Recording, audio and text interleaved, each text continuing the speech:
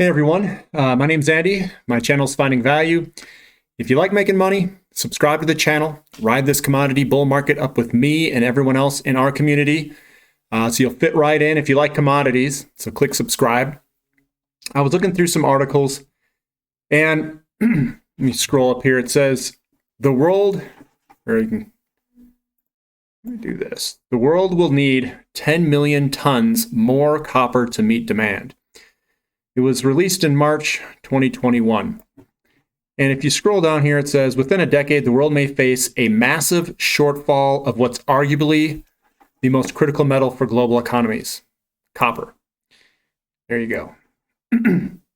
The copper industry needs to spend upwards of $100 billion to close what would be an annual supply deficit of 4.7 million metric tons by 2030, as clean power and transport sectors take off. The potential shortfall could reach 10 million tons if no mines get built. Now, this is crazy right here. They say closing such a gap would require building the equivalent of 8 projects the size of BHP Group's giant Escondida in Chile, the world's largest copper mine. So they need to have an 8x on the world's largest copper mine by 2030. Wow, that's gigantic. Higher copper prices may lead to more recycling and substitutions with cheaper alternatives such as aluminum, which could ease shortfalls. One thing I want to touch on here, I don't think it was in this, or maybe it still is in this article. They were talking about Freeport-McMoRan. They've got some McMoRan or whatever. They've got some projects coming on. They talk about Ivanhoe Mines and their large project that's coming on. But there was something at the end of this article that I thought was very crazy. And here it is. It says, the irony isn't likely lost on the top brass of the world's biggest copper producers.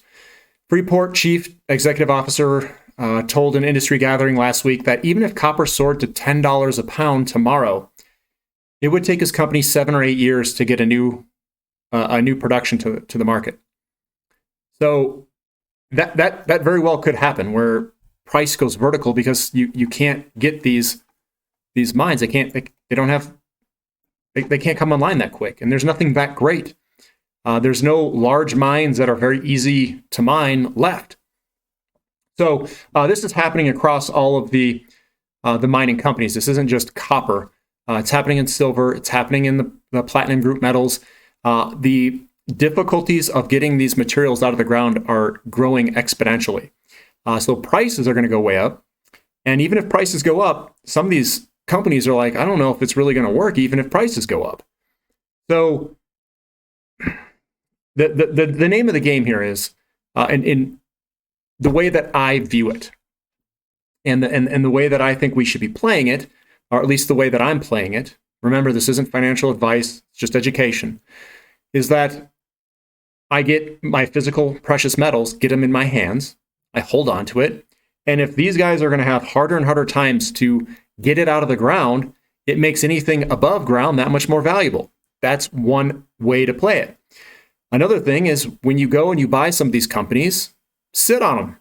You don't have to trade in and out. You don't have to do all this chart reading. You don't have to do the short-term technical stuff. You can forget all that. Get some of these companies that got a bunch of these materials in the ground, go long, and just hold on. That's literally what I'm doing. I'm saying copper's cheap, oil's cheap, uranium's cheap, all these materials are cheap. You go long on them, you buy the stocks, you hold them in your account, and you just sit on them. You don't have to do anything. This isn't rocket science. This isn't something that you have to watch all the time. It's not. This is pretty easy. And if you buy some companies that have some production already, something like a First Majestic Silver or an Endeavor Silver or Freeport, McMoRan, Southern Copper, some of these larger diversified mining companies, you just sit on them. Just sit on them and wait. That's all you got to do. And then all these people, all of these companies that think they're going to grow like mad, like Tesla, NEO, all these electric vehicle companies, they're going to be crawling, begging these diversified mining companies for their products because they're going to be short and the prices are going to skyrocket. They're not going to be able to get them. At least that's the way I view it. So what I'm doing is I'm just buying up these companies and I'm just holding on. It's that simple. Get some royalty companies, get like a Nova Royalty in there that does copper nickel, get some Norilsk nickel, get some other companies that have copper and nickel. I just see these things as really good long-term plays.